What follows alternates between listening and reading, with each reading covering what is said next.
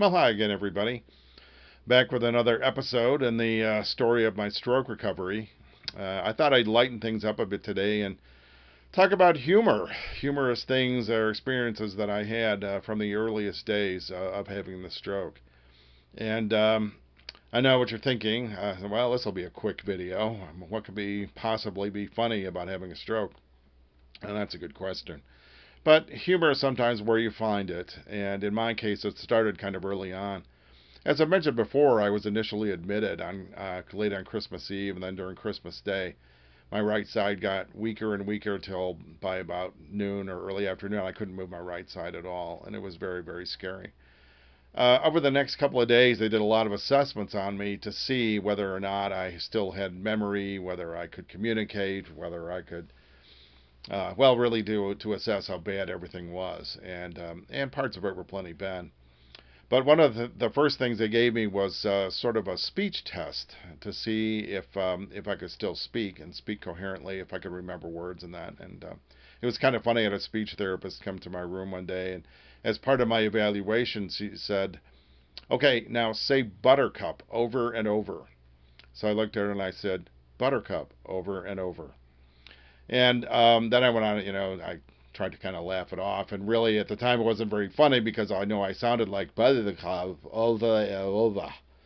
But I got better over the days, and I actually kept a recording of how I sounded in those days so that I can contrast it with what I sound like these days, which, believe me, is a lot better.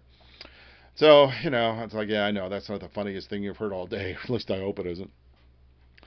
One of the other things is I was in this really nice, expensive hospital bed in what they called acute care. I had this really nice private room and all that.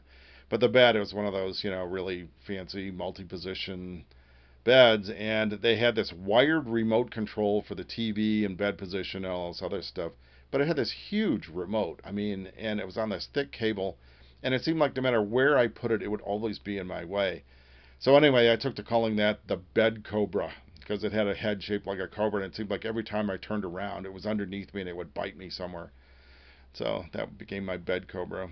And on top of that, they had me on a wireless heart monitor. And there was this big metal box that they just put right on my chest with all these leads from it going all over, my chest and that. And anyway, this thing moved all over the place. It was big and it was heavy, and I took to calling it my sleep prevention device because it seemed like every time I'd fall asleep, if I'd twitch a little bit, this thing would slide off the bed and wake me up. So I made a comment to one of the nurses one night, and I said, it's ironic that it costs all this money for me to sleep in this bed, and nothing will let me actually sleep. So they were also coming by every couple hours to check my vitals, which fortunately they cut that out after a couple of days. They realized I was stable.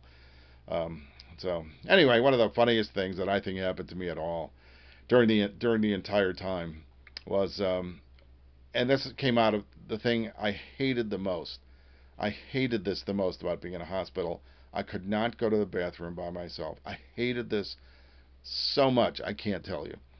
Anyway, so it was one night, and this pretty young nurse's aide was helping me, and they would have to hold on to me really, really tight. Obviously I'm a big guy, and I only had support on one leg, and they obviously worried about me falling over. So anyway, so she's helping me in the bathroom, holding on me really, really tight, really close to me, and she has my right arm tucked up, under her breasts, frankly, and just hugging me really, really tight.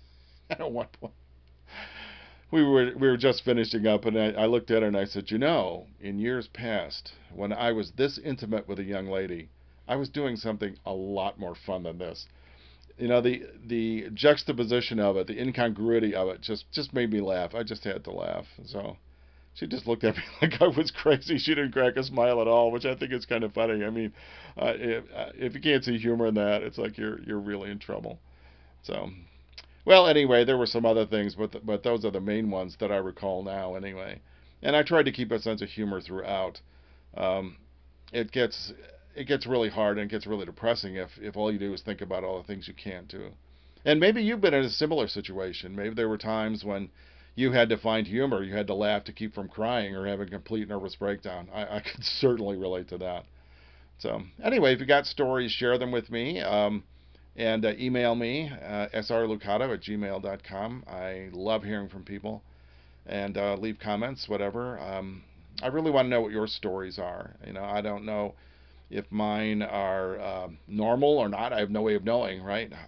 But anyway, thanks for watching, and we'll see you next time.